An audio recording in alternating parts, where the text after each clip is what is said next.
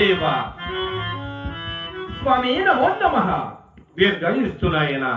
నీవు ఎవరవు? చర్చడికి ఎక్కుచున్నావు నాయన?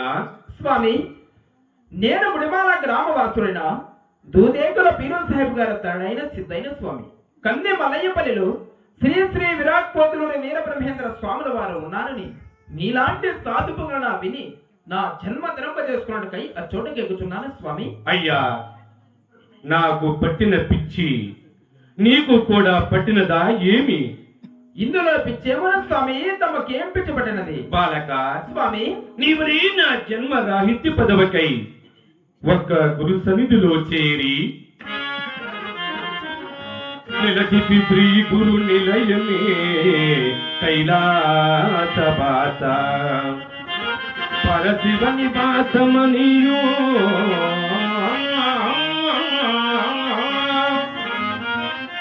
చేసి పూజలు శ్రీ గురు పదములే పరమ పదం భని భక్తిగాను కిసన చేసి శ్రీ గురునామమే పాపహనం భని భావమందు చేసి పాదము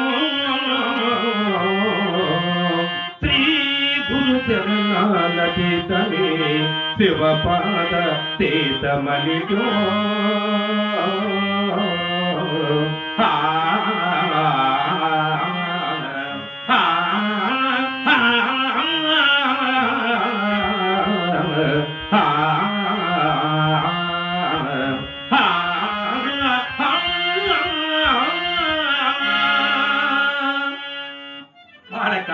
స్వామి అవి నీ పెరి ఊహల కాని నిజము గాక సఫలమనుకుంటివా నాయన?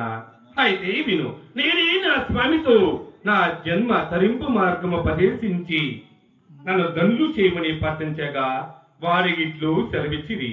ఏమనో తెలపండి స్వామి.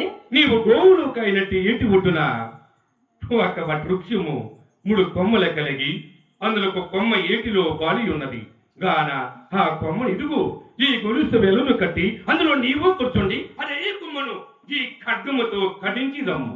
అప్పుడు గాని నీ జన్మ తరింపు మార్గము ఉపదేశించినని వింటివా నాయన? పెద్దల అభిప్రాయం ఎలాగున్నదు నీవే గ్రహింపుము గాన. నా వలే నీవు వృధా సకల గురి కాక శీఘ్రమే నీ గృహమునకు పోయి నీ మాతాపితృలు ఆరాధించి నీ జన్మ తరింపు చేసుకున్నాము. వెళ్ళుము నాయనా, వెళ్ళుము. స్వామి చావుకై భయము చెంది గురాజ్ఞాధికరిచితిరా. అలాగైతే నీ సేవాపరము నాకు తారపోయము. తత్ఫలమనే మీ గురుదేవుని ఆజ్ఞ పాలించిన జన్మ తరంప చేసుకుందను. అయ్యో, నీవుగా హతమైపోదువా? ఆ దృశ్యము నేను చూడజాలను నాయనా, నేను చూడజాలను. స్వామి సందేహం ఎందుకు? సర్వము గురుదేవుని మహిమే కదా స్వామి. మీ వలే ప్రీతి చెందిన జన్మ తరంప చేసుకోగలమా? బాలక, నీకందరి ధైర్యం ఉండి నీవా త్యాగం చేస్తానంటే నేను ఎందుకు ఆటంకపరచవలను? ఇదిగో గైకునుము నా సేవా ఫలము, ఖడ్గము గొలుసు. గైకునుము బలక, గైకునుము. ధనుల రజని స్వామి, ధనుల రజని. దీర్ఘాయుస్సు వెలగమ్ము నాయనా.